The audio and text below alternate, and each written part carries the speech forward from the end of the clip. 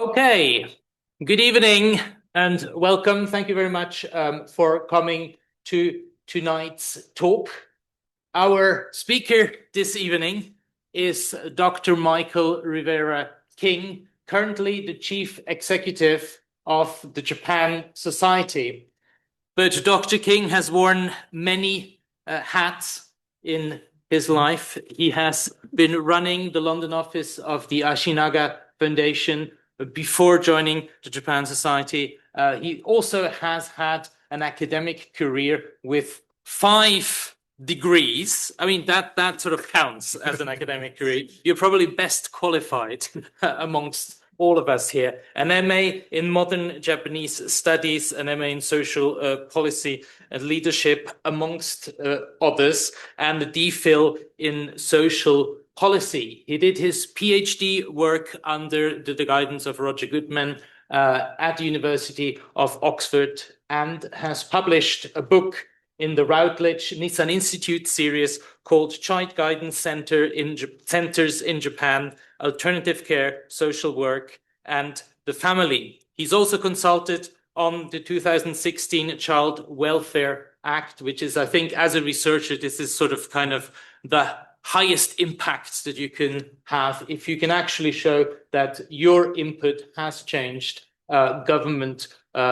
policy. And I'm not quite sure whether you will delve into that, but his talk today is entitled, Why Does Japan Still Use Orphanages Rather Than Family-Based Foster Care and Adoption? Over to you. Thank you very much. Thank you so much. Thank you for the invitation. So first I'm going to start with 2 apologies. I apologize. I'm going to sit down. I think I have maybe torn one of my cruciate ligaments playing football a couple of weeks ago. So apologies for sitting down. And secondly, I feel very lucky to be giving this talk today, considering I finished my doctorate about a decade ago, or just under a decade ago. I did say to Fabio, I'm not sure I'm most up to date and I'm most contemporary, but I think relative to some other people's work, I'm a bit more contemporary. So if there are things I don't know, there may well be updates that you are aware of that I'm not. I look forward to the kind of Q&A and the discussion section here. So I'm going to talk about why Japan still uses orphanages. Just to clarify the word, Japan uses large institutional style care for children who have been abused or neglected rather than family-based foster care for the most part. I use the word orphanage because when we say residential care or institutional care, we often think of sort of 10, 12 children in a small institutional care setting. The largest institution I visited in Japan had 159 kids aged from 2 to 18 in a building with dormitories of 12 children per room. So it does have a kind of more of an orphanage feel than, say, residential care does in some other countries. So today, if I can work out how to move this, I'm going to introduce my puzzle, talk a bit about the context of alternative care in Japan, how I did my research, the child guidance centers, which is where the social workers or the people who do social work, and where I did my field work, the kind of main finding of my research on the family bond, and then touch a bit on why is there regional variation within Japan in how care is implemented.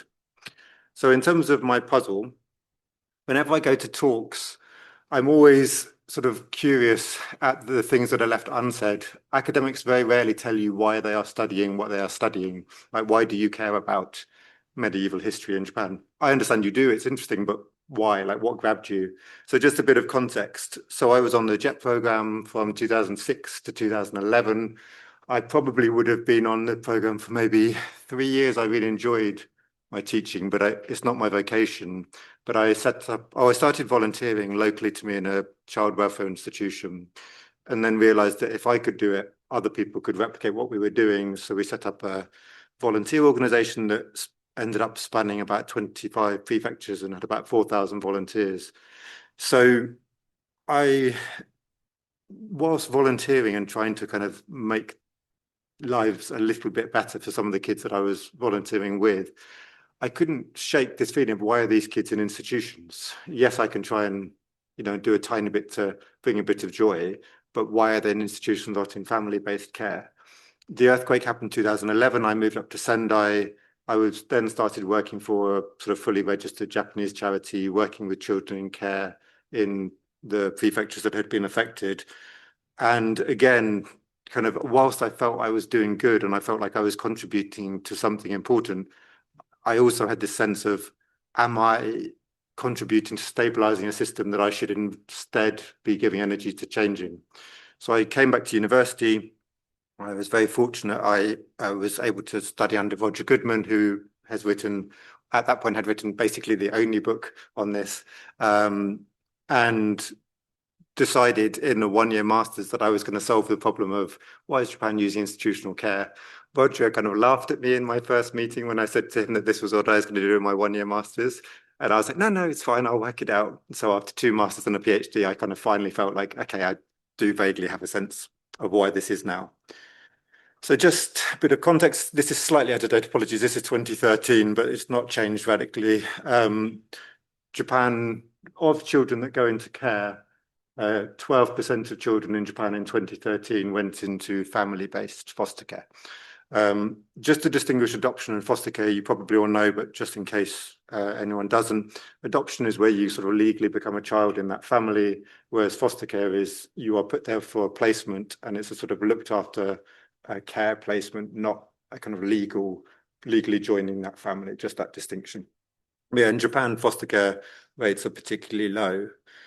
So why is this important? The UN guidelines say that children have a right to a family.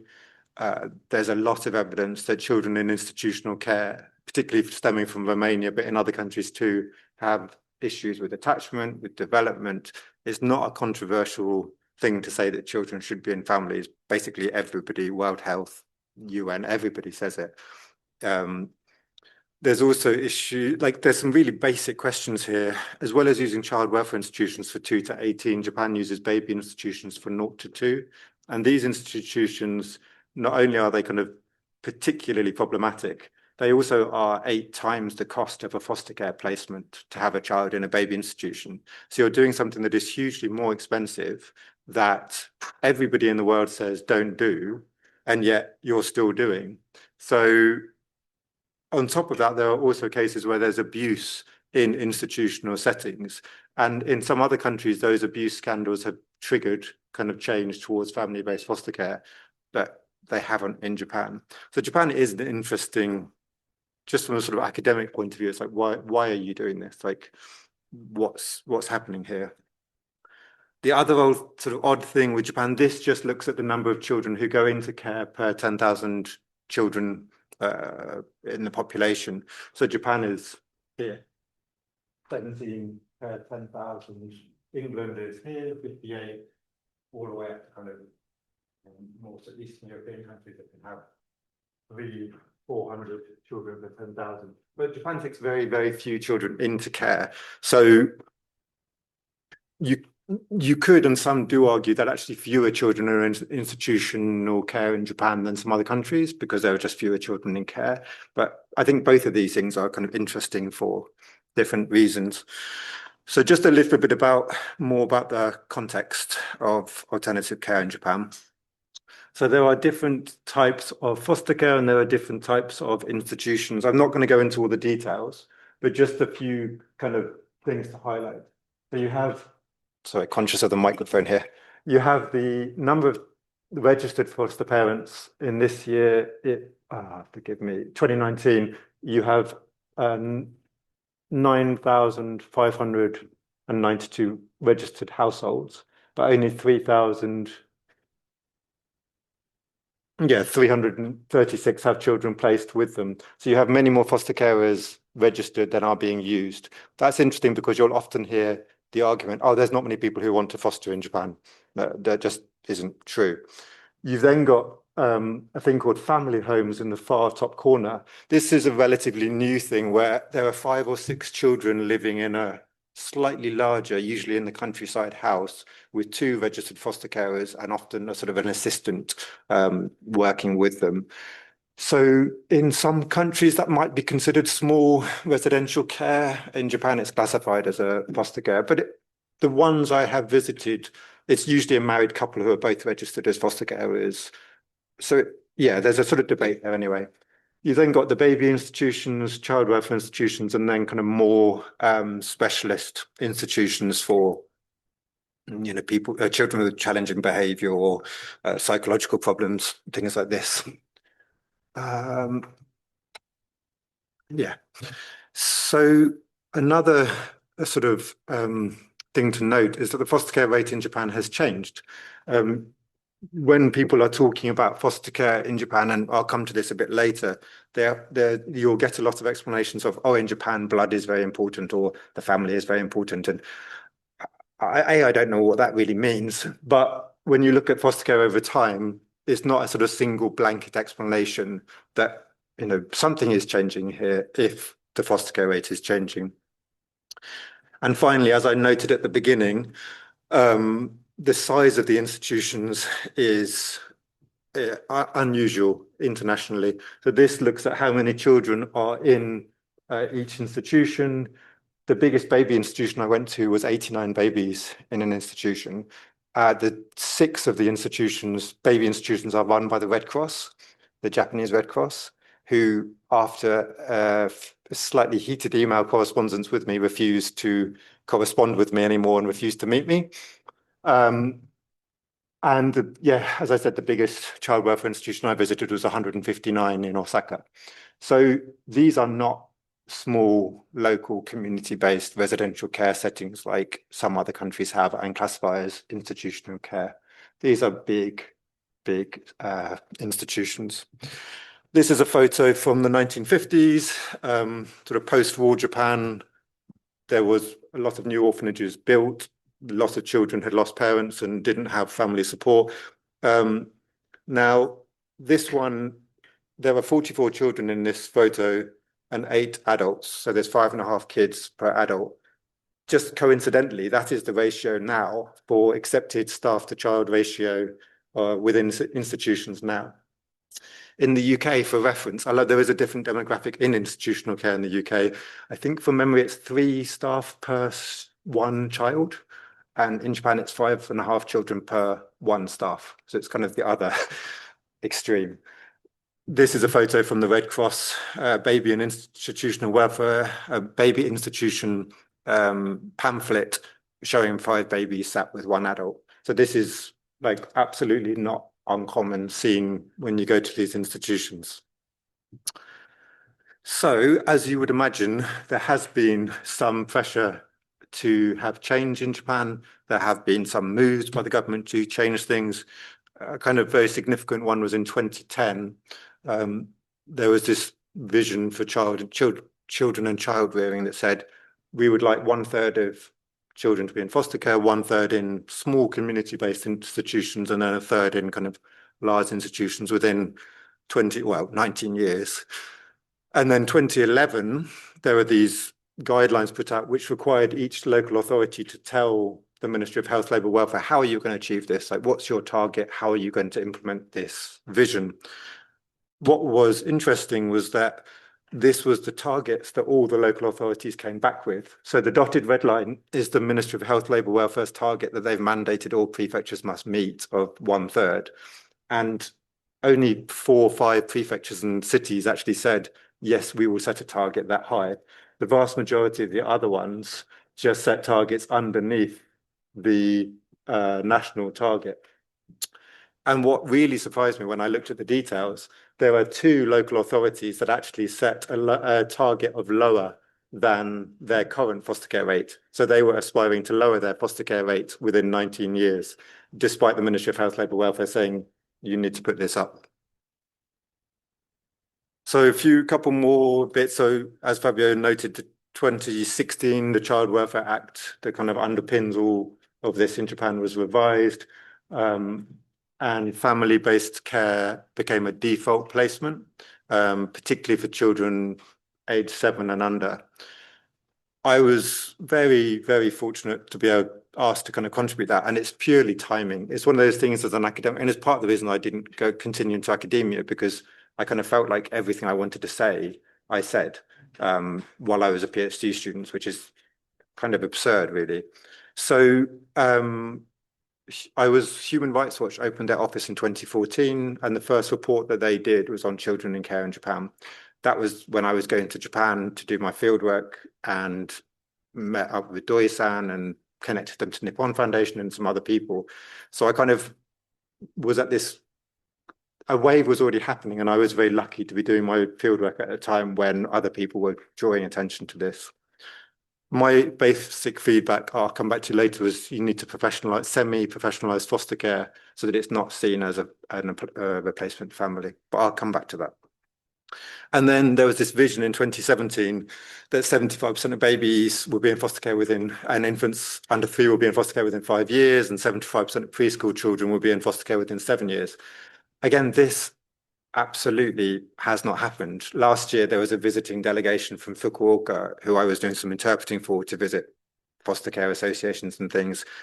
And they said, oh no, like there's on a national level, the change has been a couple of percent, so there's central targets being set, but they're not being implemented by local authorities.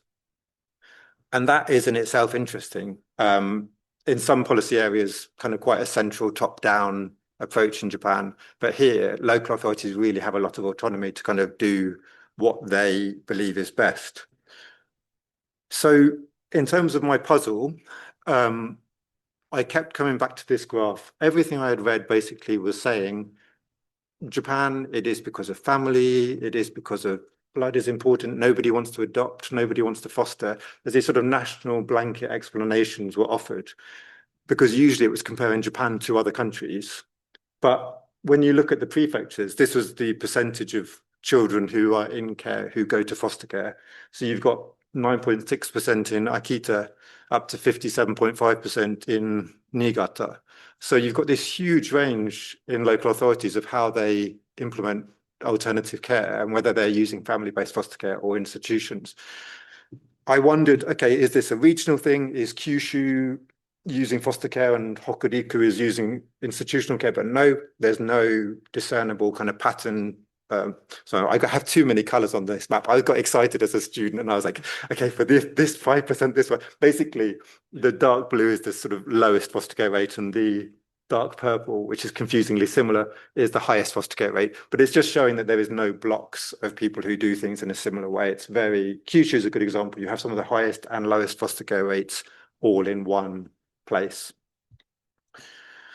And finally, on this kind of difference, you have huge changes. Fukuoka went up from 6% to 32% foster care rate in 10 years. So again, this is not, I suppose the iPhone was launched in that period, but I don't think that's enough of a significant cultural event to have caused this huge, cultural change in how foster care is understood.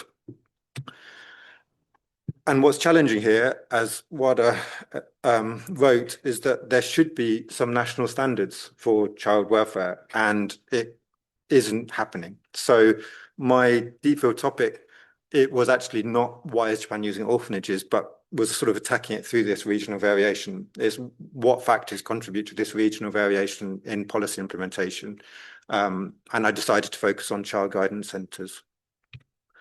So I've covered a lot of this. Yeah, Japan previously, single case study. There were a couple of people who had done interesting work suggesting that maybe where there's higher expertise, they use foster care more, or maybe where there's a lower caseload, there's a higher foster care rate.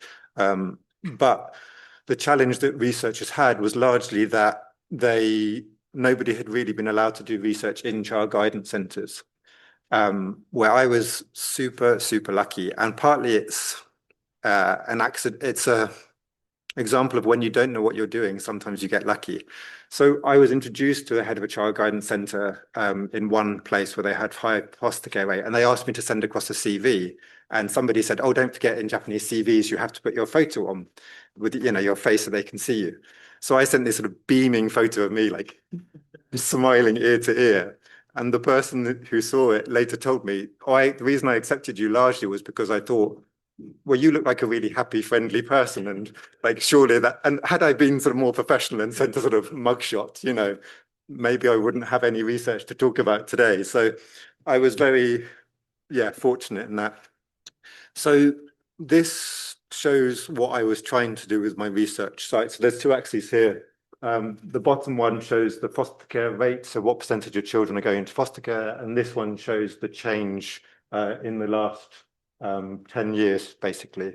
So I was aiming for a foster care for 3 different sites, somewhere that had a very low foster care rate that had seen a low change, somewhere with a very high foster care rate that had seen a big change, and somewhere with a sort of medium foster care rate that had seen a medium change. So I could compare how these 3 sites were implementing policy differently. As you can see, I kind of got pretty lucky in that I ended up with 3 sites pretty close to my kind of target areas. So a little bit about child guidance centres. This is a slightly overcomplicated diagram, but it basically shows that child guidance centres sit within they are not the only ones who are working with children. They're not the only ones who are working with children in care. So children around the edges of care, let's say. But what they do, they're the ones who decide, is a child removed from the family? And if they are removed, are they placed into foster care or are they placed into institutional care?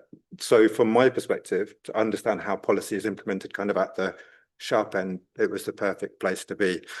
I was very fortunate in terms of I was allowed to sit in all of the meetings for every child that entered care for the year that I was doing my fieldwork. So all the kind of behind the scenes discussions, all the how do we do this? Should we think about that? I sat in everything. So there's sort of 3 or 4 stages of this process, from sort of first accepting the case, depending on the local authority, to an initial consultation, a sort of more serious meeting about what's suitable, and then a sort of final placement decision meeting. And yeah, I was present in all of them. What was interesting was that parents and children were not in a single one of those meetings ever. So they're being discussed and they are being talked to separately, but the actual meetings is just with the people who work in the child guidance centre.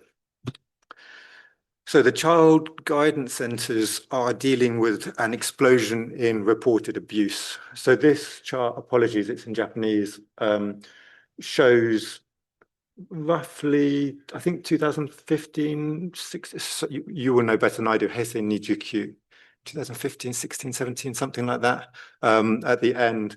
And this is the number of reported abuse cases per year. So in a 27-year period, you've gone from 1,100 cases of abuse reported nationwide in a country of 128 million people or so at that point, to 133,000 cases of reported abuse. There was a little bit of legislation change around the sort of 50,000 mark, where witnessing domestic violence became classified as child abuse. So there is that's one factor, but there's just an explosion in consciousness of what is child abuse, and a recognition that I think it's more about being recognized more rather than it happening more, is my anecdotal response. But it does mean that child guidance centres are getting flooded with, is this abuse? Do we need to do something about this? Their caseload is absolutely extraordinary. Now, from a sort of UK perspective, you would think, okay, so the police and the judiciary are making, getting involved and making decisions. The judiciary really is not. They can partially suspend or cut parental rights under the law. In 2015, so in the 103,000 cases on here, their parental rights were cut, suspended, or partially suspended 63 times out of 103,000 cases. So the courts are not really playing a role here, which means that the child guidance centres are having to do all of this themselves. It also means that the vast majority of decisions are technically made with parental consent, because if the parents don't consent, they would have to go to the courts to get a decision made. So there's always an element of compromise where the parent, even where there's super serious abuse or attempted murder, will be able to steer whether the child is placed into institutions or foster care. So this is a newsletter from the Tokyo Family Courts. And it says, under the system to cut parental rights permanently, the requirements for this to be proved and the outcome, if this is to be proved, are very heavy. In addition to this, after pronouncement of parental rights being cut, it becomes very likely that this will prove a hindrance to family reintegration. These reasons indicate that in cases of child abuse, it's hard to apply for parental rights to be cut. So there were cases I saw in Japan where parents had tried to murder their children. There was one case where a child had been locked in a room for 7 years with almost no stimulation and minimal food. And even still, the child guidance centres were reluctant to take those cases to court because you can see here the court's view is the goal should always be family reintegration, even in the most extraordinary cases. So when I mentioned the 63 cases out of 103,000 cases of abuse, it's those most serious ones that go to the court. And even with those very most serious ones, the court is still saying, oh yeah, but obviously we're aiming at family reintegration here. So there's a disconnect between how the courts, how the judiciary see this and how the child guidance centres who are dealing with it day to day kind of see it. So this was a conversation in a meeting around a potential adoption of an infant. The child had developmental needs. They're in foster care following a court order partially suspending parental rights. So this is a very serious case because it's gone to court. So they're now discussing what happens. Should they take it back to court to get the adoption order granted, or should they try and get consent from the parents? So if we went to court, we have no idea what would happen, right? Yep, we just have to try and see. Any normal person would say this kid should be adopted, but we're not sure what the court would say. The father just agreed with the mother. It's possible the mother will agree for now and then change her mind after. We need to be able to go to court for these things. This child is going to be in foster care till they're 18, right? Whatever happens. Yep. Well, in that case, adoption is clearly best. If the courts were normal, they should understand this, but it's written in the UN guidelines. Well, they don't know what foster care is, let alone the guidelines. We want to do adoption while in time. There's a legal age limit on adoption. We want to make it like real parents and child. So this was the most explicit kind of I saw in all my cases of explicitly saying the courts have no idea what they're doing. Like, so we have to deal with this ourselves, but it kind of really highlights it. Now, what's kind of embarrassing for me as somebody who went into Japan looking for regional variation and looking for really adamantly saying these national explanations on blood and family, they're all nonsense, like they can't explain anything, was that my biggest finding was basically that across all of my sites, this construct was understood basically exactly the same. So I went in explicitly looking for difference and I found a similarity. There are other factors that I won't go into in the talk, but that do play a big role as to why institutions still exist. There's a lack of political attention. Institutions protect themselves.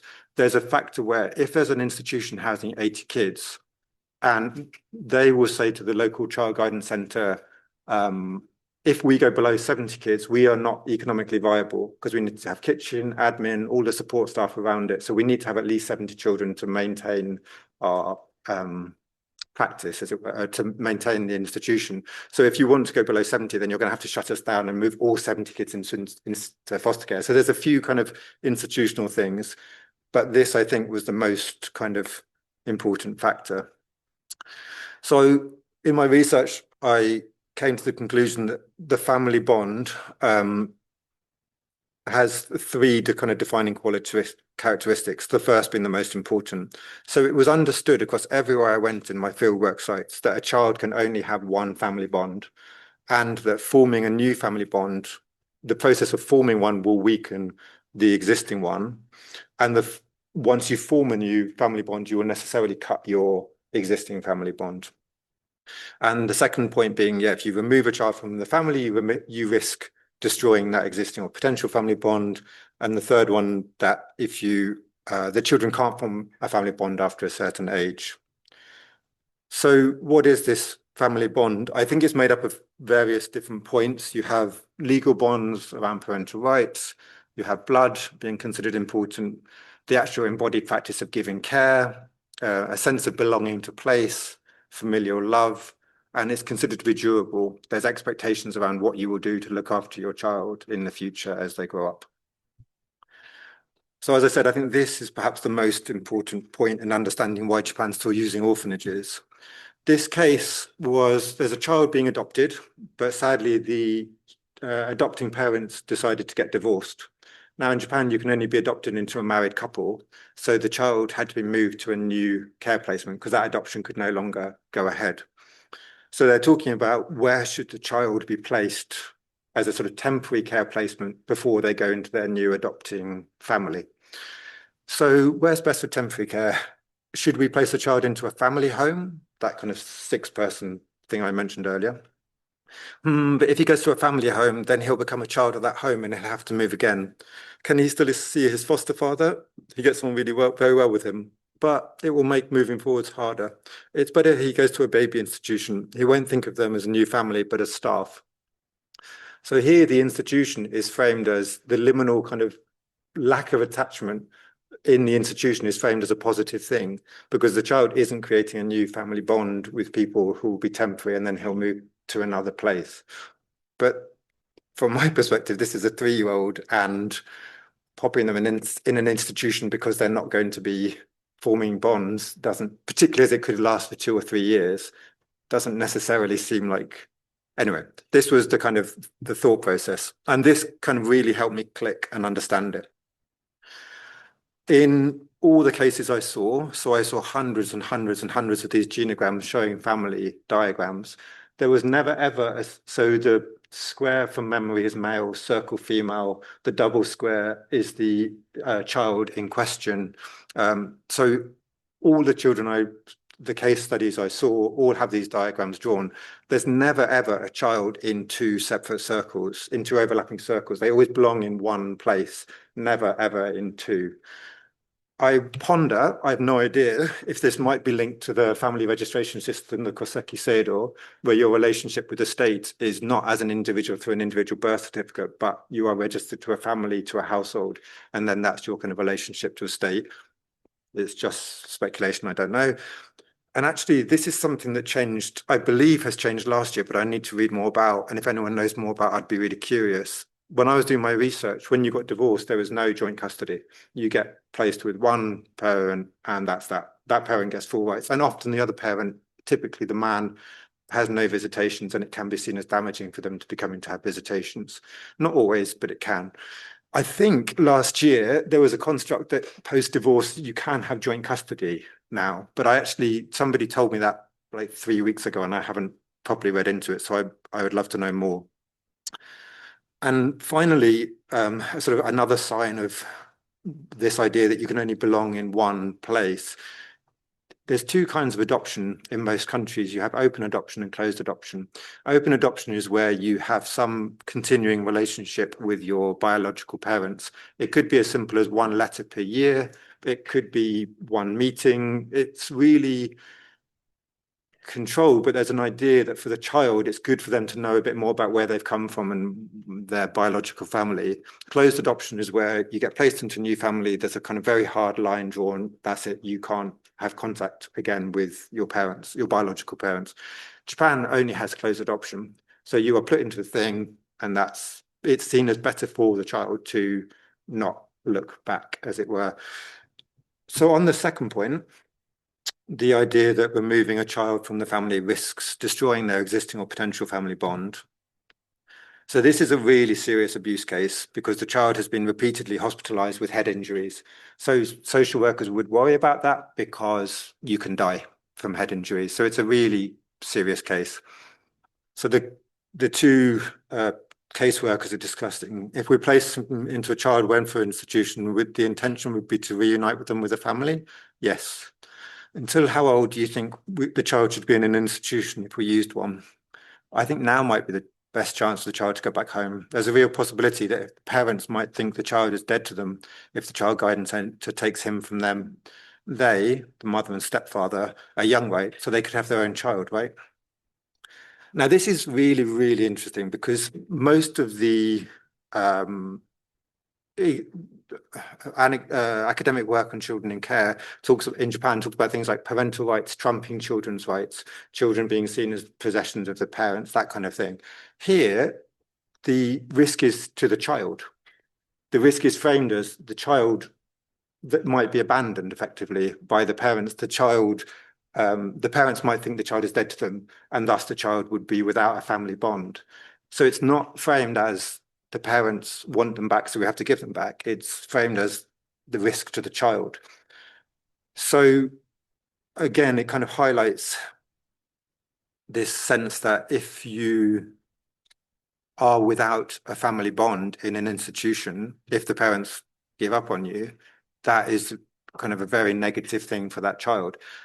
Now, why foster care wasn't an option here is because the parents wouldn't consent. So the mother was not going to let the child go to another foster care placement. They would have consented to an institution, but not to foster care. So then the social workers are deciding, is it an institutional placement or putting this kid back home? And then finally, there's this idea that children are unable to form a family bond under a certain age. So in the Child Welfare Act, you've got 3 stages of childhood under 1 until you start compulsory education, and then until you're 18. And adoption is only possible until you're 6, unless you've been cared for by a foster carer who's going to adopt you from under the age of 6, and then you can be adopted until you're 8. But there's this idea that if you're not with a family by the age of 6, you can't become part of that family. So when we kind of step back and think about the family bond and sort of taking a child into care, so broadly, they're assessing 2 different risks. One risk is a child dies, that they either have put into care, like in institutional care, where there's action taken. So say they were to put them in foster care and something was to happen, you know, that's one risk. But actually more commonly, that risk is if they leave the child at home. So if they know a child is being abused, they don't do something and then that child dies, that is a huge fear that the child guidance centre has. And the second risk is around the child becoming sort of effectively abandoned, like that last example where they're put in an institution, the family leaves them, and they're then without a family bond. Now, what I found really interesting was there were many, many cases, including the previous one, where the fear of social death, the fear of being an abandoned child, trumps the fear of biological death. So often the idea that a child would be left without a family bond trumps fears about abuse or continued abuse in the household. So yeah, I guess just pausing there for a second before I move on, I think this really is kind of at the crux of why Japan is using institutional care, because it presents this sort of limbo space where there isn't attachment, family bonds being made, and that is seen as a positive thing. Because in the vast majority of cases, the goal of care is typically for the child to return to the parents eventually. So the idea that foster care is potentially seen as a replacement family makes it seen as a negative thing, because it's a risk to the parents and the biological parents and the child's relationship. I'll come back to that a bit more, but other kind of factors that impact on regional variation in policy, resources, organisation and beliefs. So resources, I found it quite interesting, but something I had underestimated is the physical geography of a place. If you are in a city and your child guidance centre and you can get to all of your foster carers within an hour, that's very different from if you're out in the countryside and everyone is spread out and you have very limited resources, time, and you have a very high caseload. So the physical geography actually matters. Is there political attention? There was one place I went where the governor suddenly started paying attention to this because of Human Rights Watch, and then their foster care policy changed. And then how many institutions do you have? Do you have loads of institutions because historically there was a lot of orphans post-war? You're more likely to use them and not to use foster care. Do you not have enough? And then there's an explosion of abuse. So there's a sort of institutional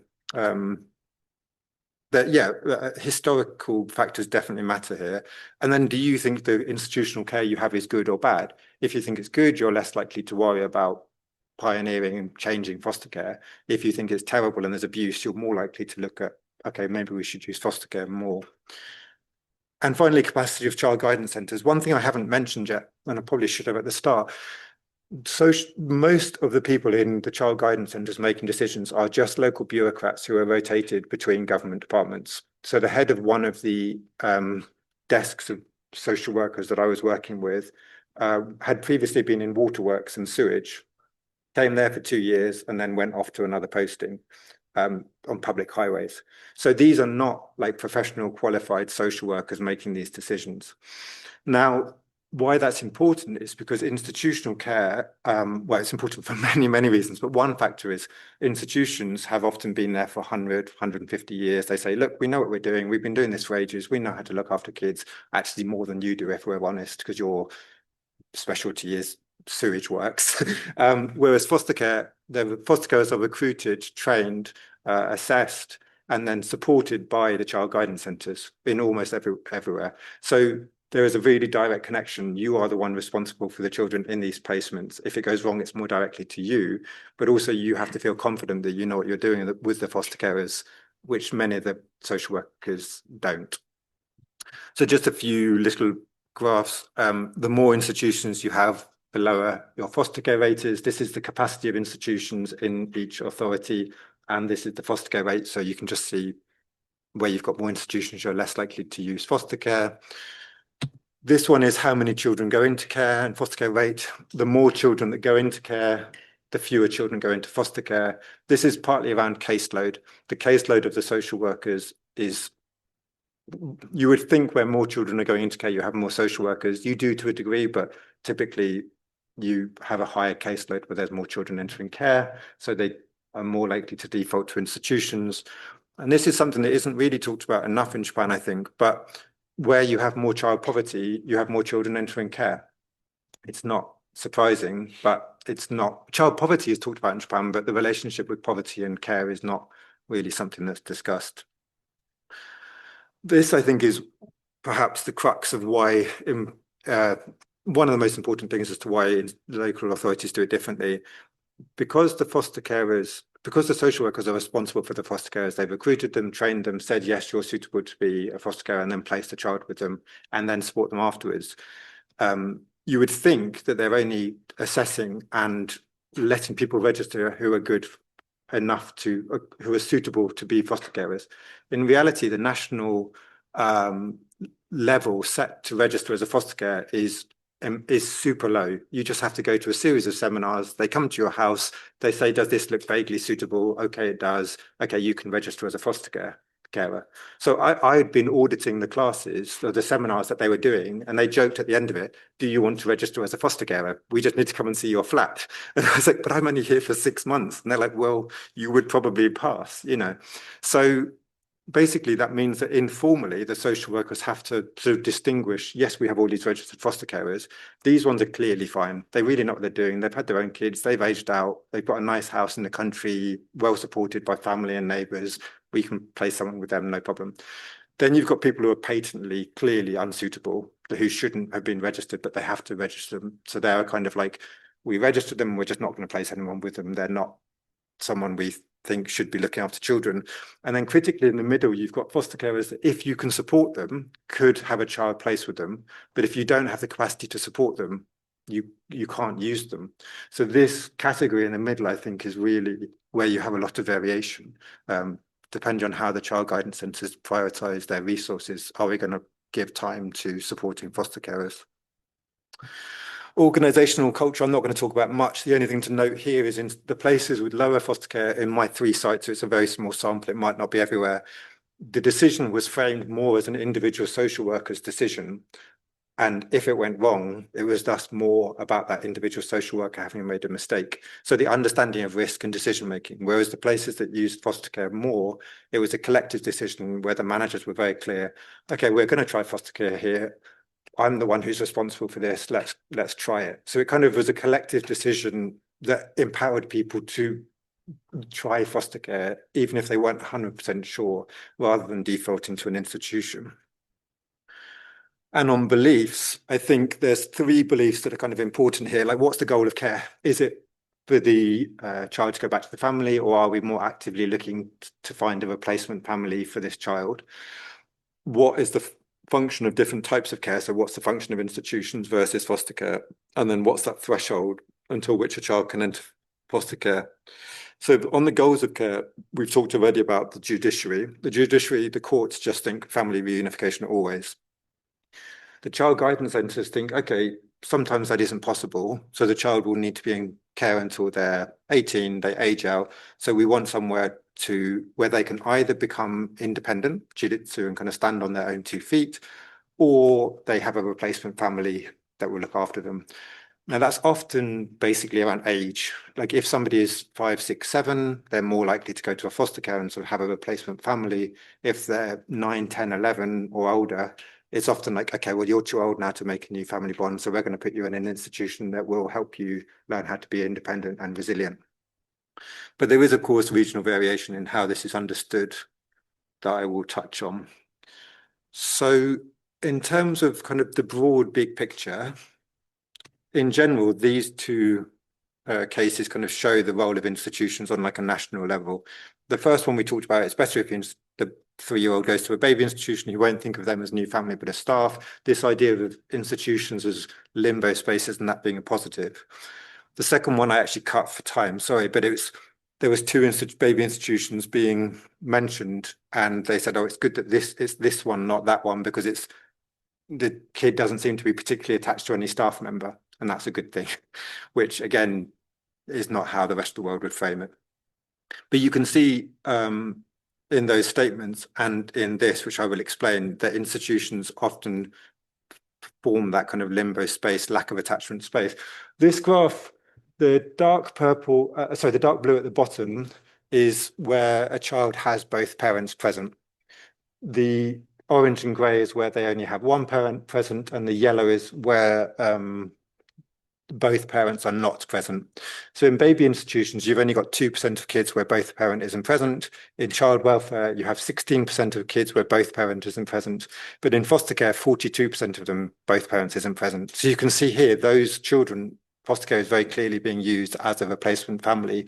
Neither parent's here, don't know where they are, they need a new family. So this kind of just gives a picture of it at a national level.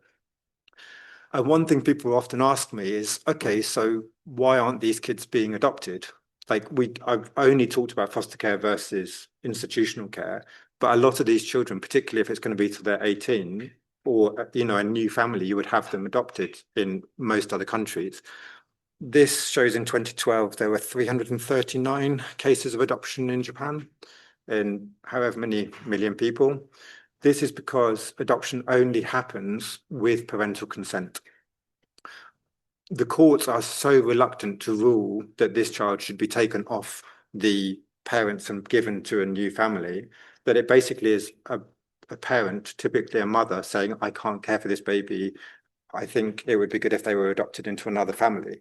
So it's a tiny number of people who are actually, you know, doing that. People want to believe, oh, in the future it might get better, my circumstances might change, and then the child can come back to me, which is understandable.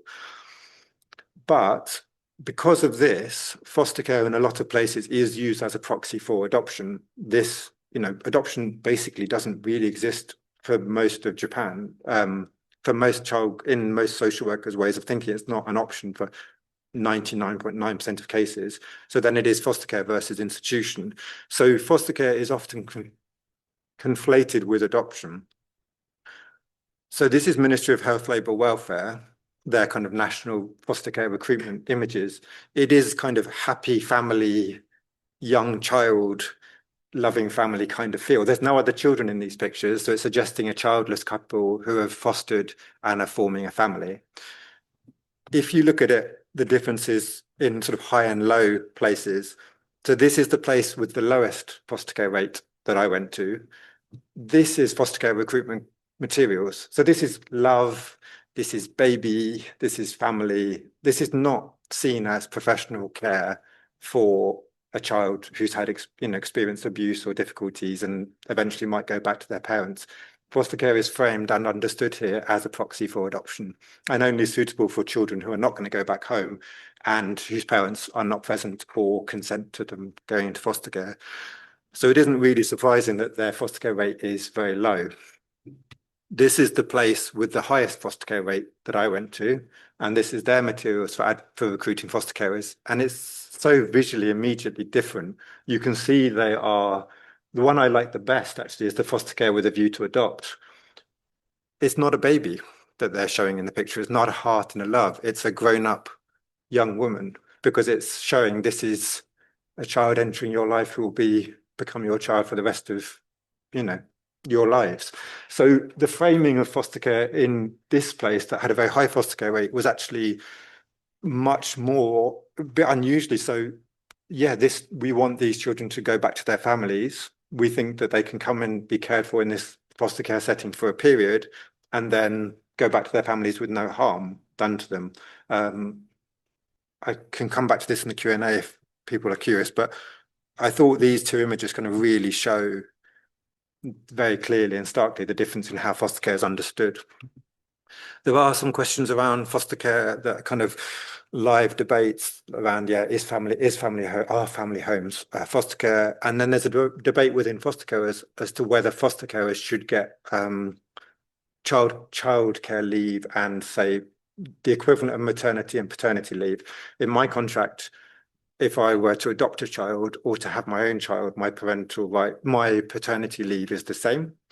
And some foster carers in Japan want to have those same rights for foster carers, which again is sort of framing it as one child comes in and then there for the rest of your life, rather than you're getting a child every 2 years for 6 months or something, you know. So there are differences in how it's understood. And there are also differences in how welfare institutions are understood. Both of these, so Teru, which has high foster care rate, and Irifune, which has the lowest, both in these cases see the welfare institutions as being positive.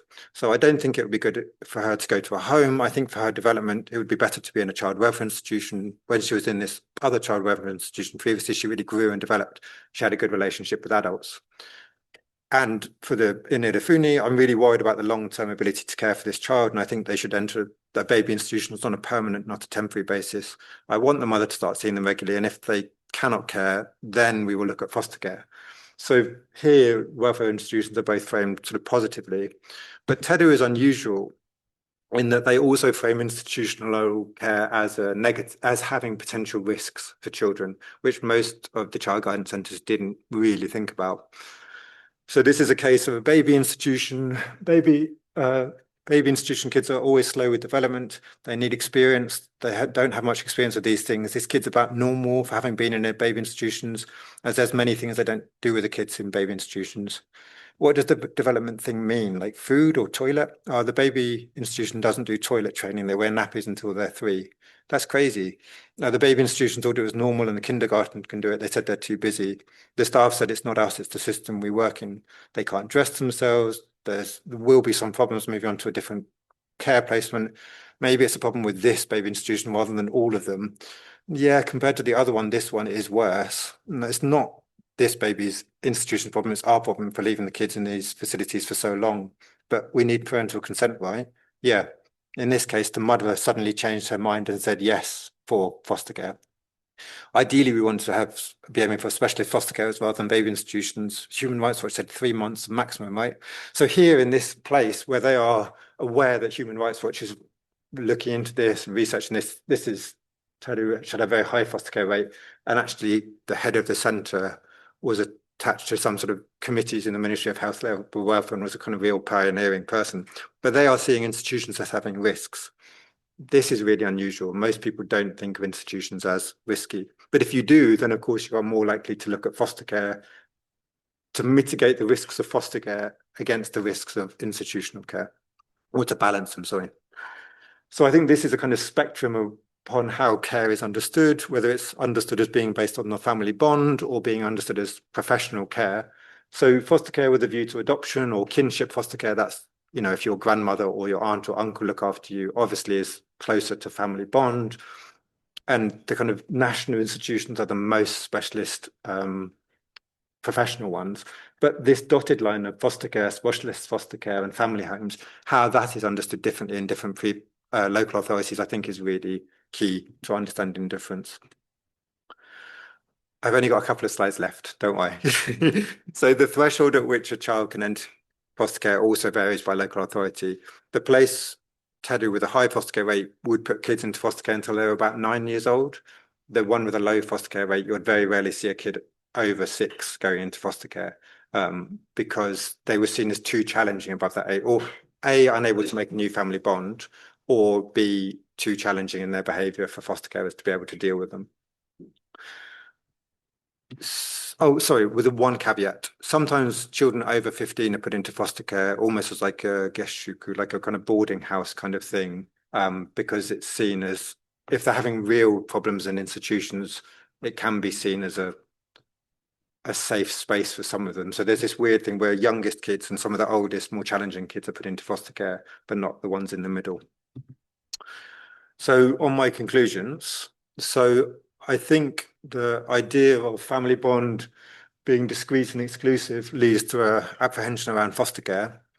And foster care, how it's constructed varies by region. So if it's seen as a replacement family, you'll only put children into that placement who don't have parents and are not going to go back home. So it's basically a proxy for adoption. But if foster care is seen as adequately supported, semi-professional care that happens in a family setting, then obviously it's suitable for a wider spectrum, a wider range of children. So the policy recommendations that I made were largely around this, semi-professionalising foster care. And I'm really curious if the divorce joint custody thing that I was told about is correct. Will that eventually trickle down to having an understanding that children could belong in two families or could have two homes or belong in two places, and how may or may not that impact on foster care? Even the name foster care is challenged. Sato Oya has the word Oya for parent in it, so even that is slightly challenging. I feel like you need to increase the capacity of foster carers by more training and only actually registering foster carers who you think that you could really use, not just register everyone and then try and figure it out later. I think there's huge scope to increase kinship foster care, so aunts and uncles and grandparents. There's little resistance to that, but it tends to happen informally.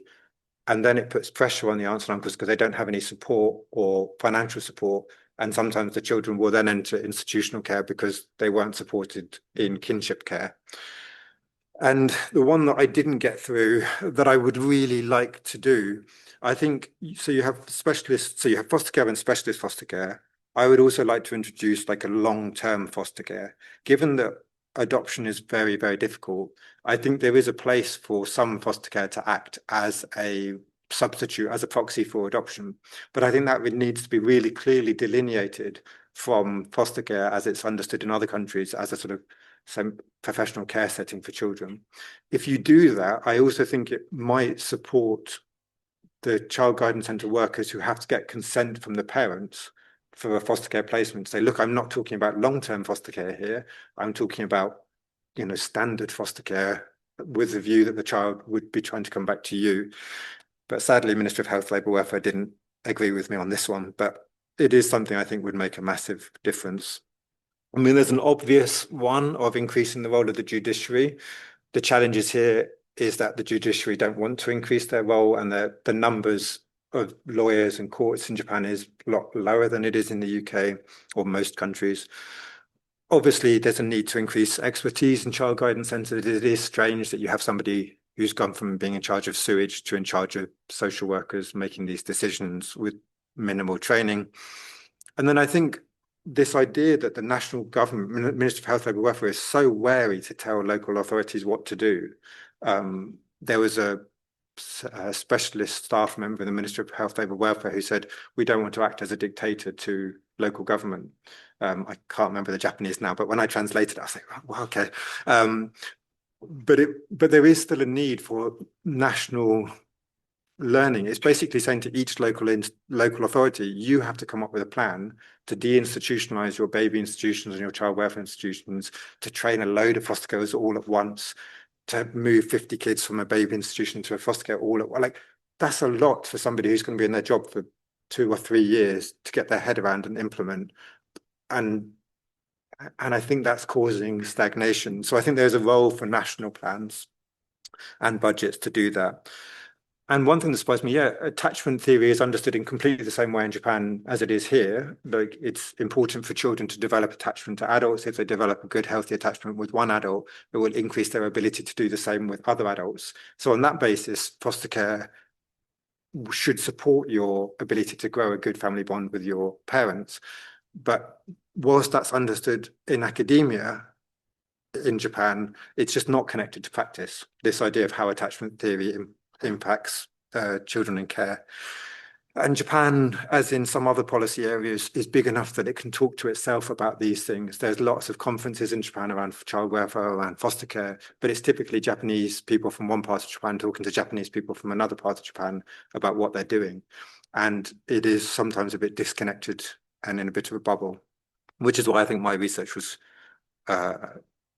received with more interest in Japan than I thought it would be.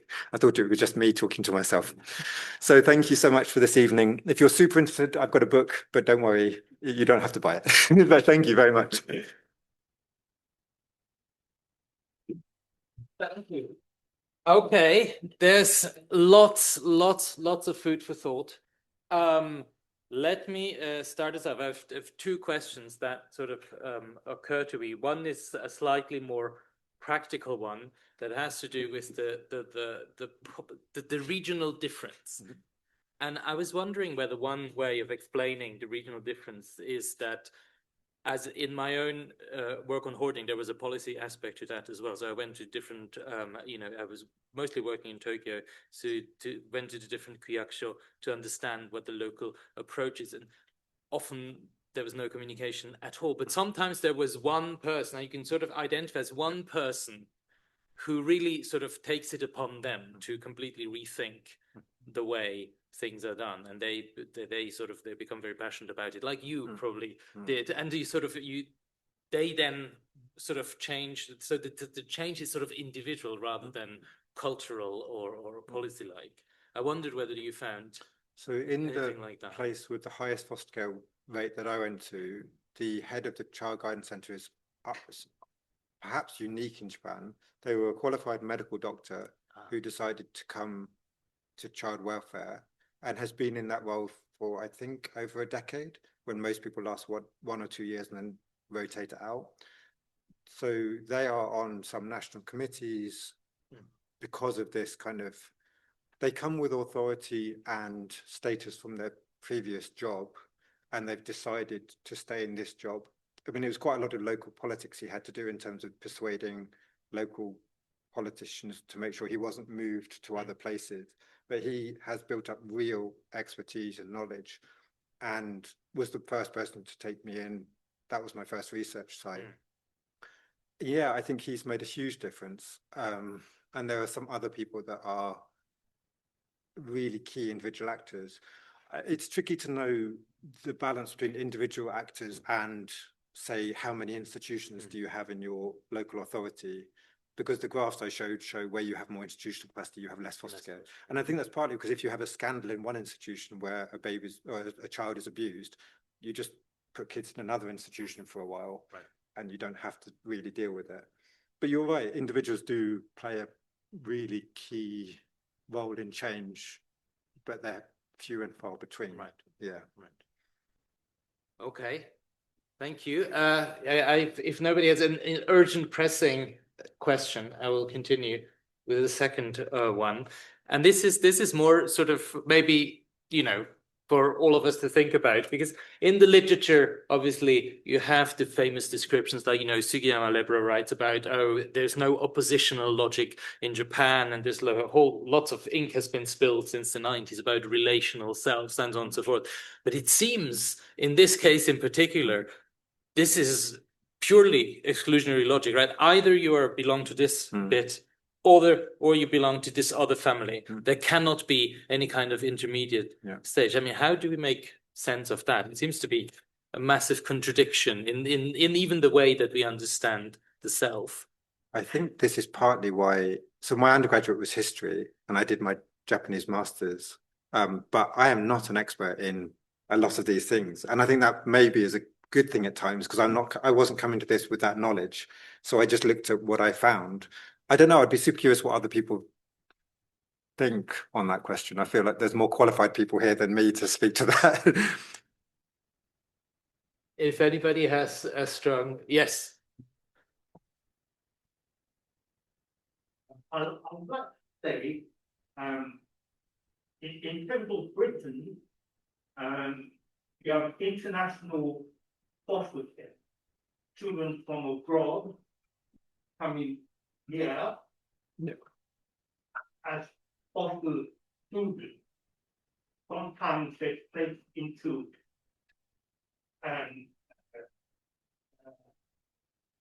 not care home, Yeah. but with Like residential, yeah. not with residential, with family, Mhm. okay? They social workers get involved with the children from abroad when they're placed into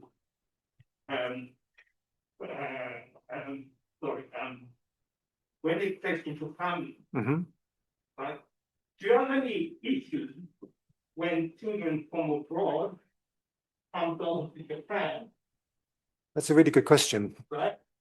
That's a really good question. The number of children seeking immigration in Japan is hugely lower than here. The number of successful asylum cases, for example, is really very low in Japan. So there are communities, so for example, of Korean descent who live in Japan who can at times still face some discrimination. And there was one place I went near Osaka where they had a disproportionate number of children in care from a non-Japanese heritage, but they were born in Japan. So it's a slightly different context from the UK. But it is an interesting question. But yeah, I think international works in both ways in Japan. Fewer children are coming into Japan, but equally there's less international adoption out of Japan. Like international adoption out of Korea was a big thing, but less so, but that's partly because adoption is so hard to do in Japan anyway. But yeah, it's less of an issue in Japan, but it is an interesting point. Thank you. Anybody else? Yes, please. Thank you so much. I'm sorry I was late. I just checked that the joint custody will be coming to effect from April 1st. this year. So I just wanted to know how that would impact the adoption pace.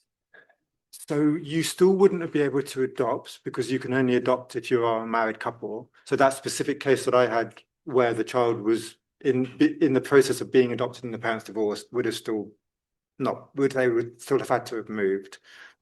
But what I'm really interested in is if, as and when that becomes more normal, that a child can belong in two households and do well seeing the mum and seeing the dad and having two spaces, because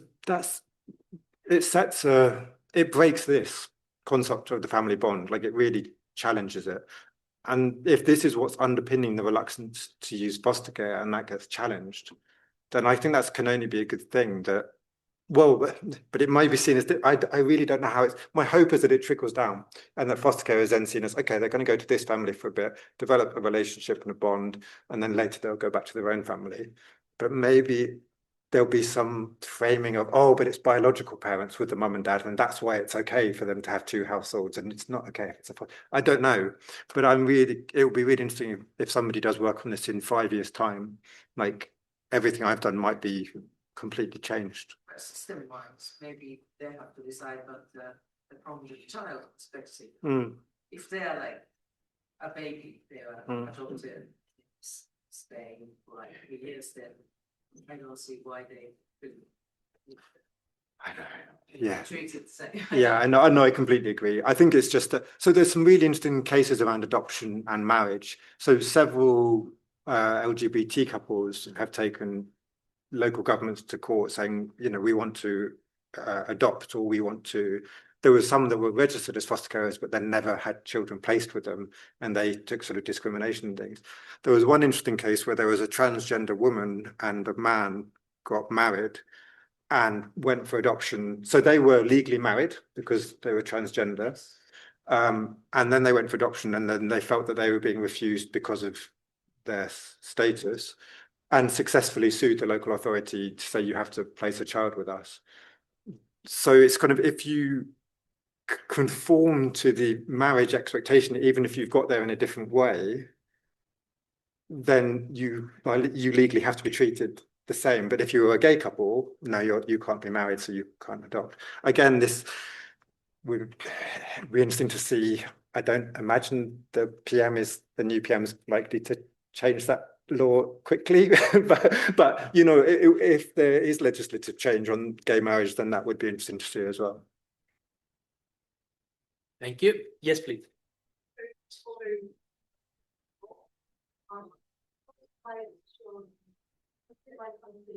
Ratio of foster I found Korea was really high, and I was wondering what would be the factor of that, because Korea and Japan share quite similar the family values, but at the same time, many of the Koreans are Christians. So, do you think there's any factor related to religion? It's really interesting. So I actually can't speak too much to Korea. I'm afraid I don't know enough about the Korean system and why they are relatively low globally, but yeah, higher than Japan. But on the religion point, I cannot remember the name. It might come to me. I have an 18-month-old baby and I was awake from 1 till 3:30, which is my default excuse for anything I can't remember.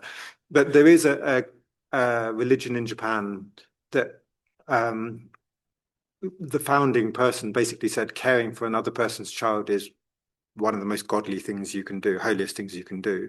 A huge number of those people become foster carers, and they're actually seen as very take-your, maybe.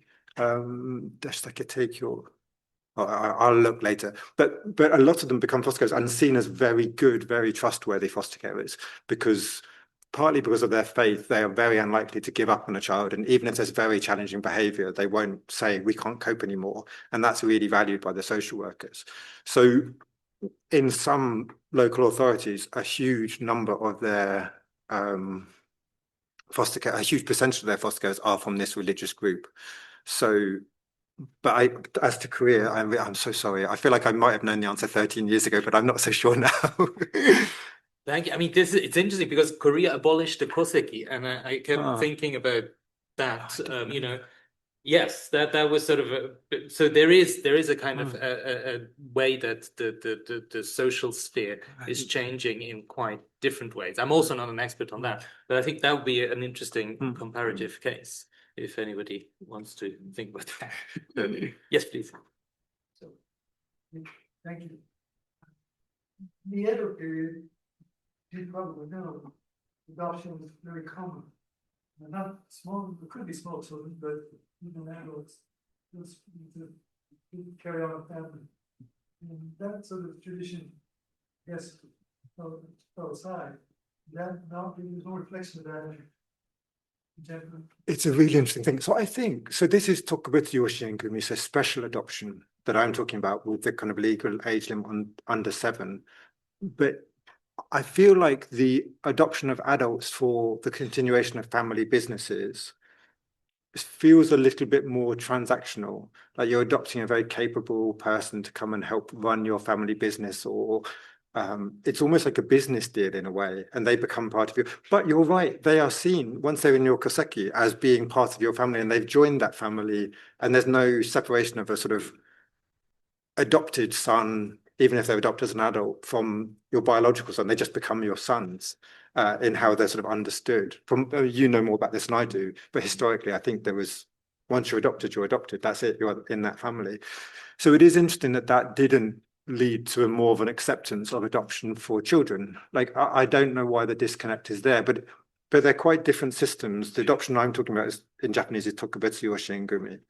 And it could be that it has a different legal basis. It could be that it's, it's a really interesting question, but you would have thought that that would have had more of an impact on adoption of children than it seems to have done. But it could be because the courts have to be involved with the children, whereas that's basically an agreement and an understanding between two consenting adults, or between consenting adults. So it probably goes through some legal stamping, but it's not the court having to decide, yes, you are going to be placed in this family, which is more confrontational and, yeah, not about consent. It's about being told what to do. So even if it's sort of softened it culturally and made, you would think it would make adoption of children more acceptable, if the process by which children are adopted still requires on the parents just saying, okay, you can adopt my child. And most of the social workers that talk to them are like, well, maybe it might get better. for you, then still a very few number of children would come through into adoption. But it is a super interesting question. Yeah. Thank you. We have one online, and then we'll come, or actually several ones. There's one question by Joshua Gallagher. Thank you so much. Within these liminal institutions, was there any evidence that children were given the expectation of family reintegration? That's a really good question. So this is really interesting because everything I've said is about these institutions are seen as holding spaces so that the child can go back to the parent. So you would imagine there is kind of very active programs to support the parent coming to see the child, to rebuild that relationship. Zero, like in almost all cases, zero. There are exceptional institutions, as in they are exceptions from the norm, that do have some programs as children are starting to age out where maybe they'll see the child once every few months or once a month, or so theoretically these things exist and theoretically an institution can do them, but the vast majority don't. Often a care placement in an institution will end a few years later because the parents say, oh, I want my child back now, and the social worker has to say, oh, okay, you no longer consent for this placement, so we have to end the placement and the child goes back to you. So I think that there are some children who are kind of, it feels like, so for example, there was a lady who was working as a sex worker and she was a single mother, and the caseworkers were very sympathetic to her because they said, look, she is trying to do everything she can to look after her family and her children, even to the extent of doing sex work, because it's all she can do to bring in money so that she can care for her children. But the children did go into care, but they were really understood as this should be for a couple of years until her situation, until she can get on her own, better circumstances, and then the children will come back to her. So that was communicated to the children as, look, we hope this should be relatively short and hopefully you'll be going home soonish, but soonish being 2-3 years, so not soonish. Other cases, yeah, I mean, the amount of children who sort of age out of care almost accidentally, end up being in care for 9-10 years when they were initially put there with a view of family reintegration. And there's a few care leaver movements in Japan, really small kind of associations, but they have very little voice at this point. And I feel like if care leavers had a bigger voice, they would be able to highlight some of these challenges that, you're talking about family reintegration, but nothing happened with family reintegration. Thank you. Yes. Partially answers my question. My question was also on family reintegration, and if people really view this as a valuable movement for the children, are there any programs or anything? Probably not now, but is anyone thinking about maybe giving parents better education on childcare and helping them to sort of build better relationship? So there are some programs. There's a professor at Waseda who's doing some work on parenting skills, and most of the child guidance centres will have some parenting skills courses of some description. There are so few children going into care in Japan, so that threshold for like, what do you tolerate in a family, or how can you try and do some notional support for a child whilst they're in the family so that they don't enter care. But again, this is from memory, so forgive me if I'm wrong. I feel like in the UK, they were complaining a few years ago that social workers had something like 15 children for their caseload. In Japan, it's like 90 to 100 children for their caseload. So whilst you might have theoretically some children that you're keeping an eye on with their parents who might be attending the child guidance centre every so often to do some trip parenting thing, just the level of actual real engagement is really low. Yeah, so it's there in principle, but in reality, it's a bit of a sticking plaster, I think. Thank you. There's another question here online from Barbara Korchakova. Thank you for a very interesting lecture. You mentioned the lack of training or education among workers in child welfare centres. Could you please elaborate on that? What kind of education do these employees have? So there are some social work qualifications you can do. That you can choose to do and self-study, and you can also do social work degrees, but there's no sort of national social worker qualification like we have in the UK. It's not seen as vocation slash like profession in the same way that it is in the UK. So within the place with a very high child foster care rate, there were a couple of people who had done masters in social work, including one who'd done one in the US and then come back and was really passionate about this space and was trying to really push things forwards. But then, yeah, his was the boss who was the previously head of waterworks. So a lot of them are just people who are rotated through. And actually, particularly for the most senior person, the head of the child guidance centres, it's seen as a super undesirable job for local governments because you are responsible for all these kids. If a child dies in an institution, if a child dies at home and you didn't take them into care, you are the person that has to go and do the public apology. And you have no idea what you're doing if you're not trained in this space. Like if any of you were suddenly put in charge of one of these places, I had so much sympathy for these people because they're all doing their best and they shouldn't be demonized in any way, but they are, yeah, usually underqualified and just so scared about getting something wrong and the harm it could cause to a child. But that lack of education leads to path dependency. You're less likely to change things if you don't really know what you're doing, particularly if the institution has a 100-year history and they've all been, that's all the jobs that most of those staff have had is just work in child welfare institutions. So they say, well, we know what we're doing and you don't. So I think that education point is a really important one. Thank you. Yes, Janet, please. You cited one example of a baby in infant home where the children were not reaching their development milestones. Presumably there has been academic research on the impact both on development, longer term development, and also on attachment on these children there hasn't. No. So the Nippon Foundation is desperate to do some. They took me and a couple other people to Romania there was that famous study of Romanian orphanages by 3 US academics. So they flew the US academics to Romania and I went with them to kind of help. They didn't really need interpreting, but just help with a view that they might ask these people to come to Japan and do some research. But of course, the baby institutions do not want to be researched and they are private things, you know, they're not. So it's really challenging. And even the Red Cross, who you would think of as being able to see the bigger picture and look at this a bit more objectively, stopped answering my emails when I was like, why are you running baby? I mean, I literally was like, just why are you running baby institutions? I don't really understand it because you wouldn't do this in other countries.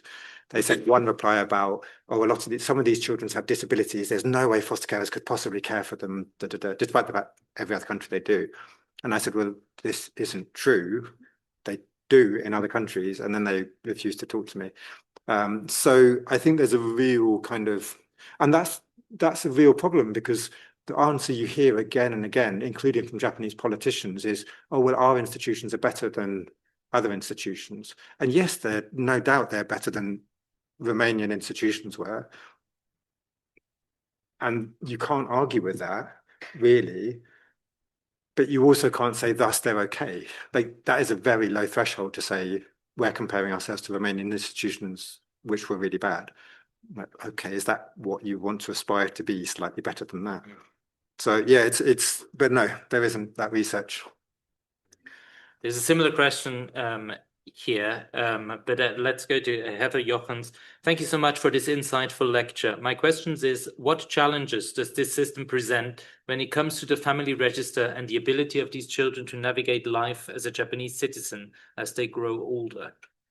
That's a really good question. So there's some really immediate practical things. When you age out of care at 18, you are in a weird, odd space because a load of stuff you can't do in Japan until you're 20.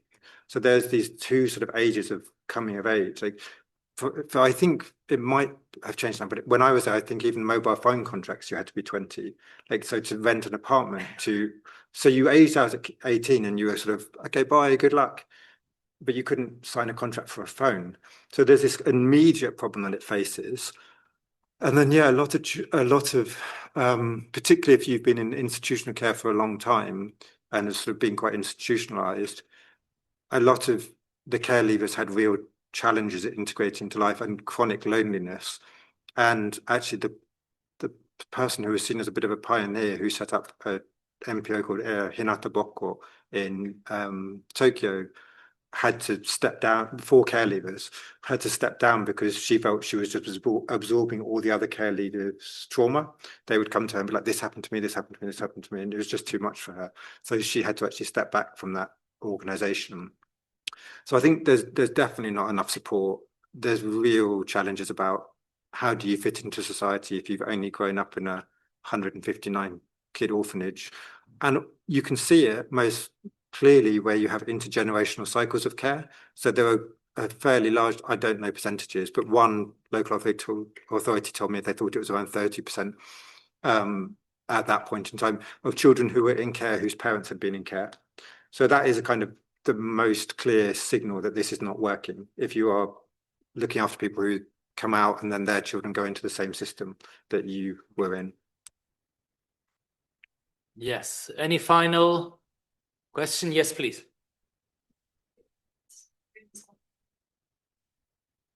Especially on the first point that you said about how ordering new family bond meetings existed family bonds.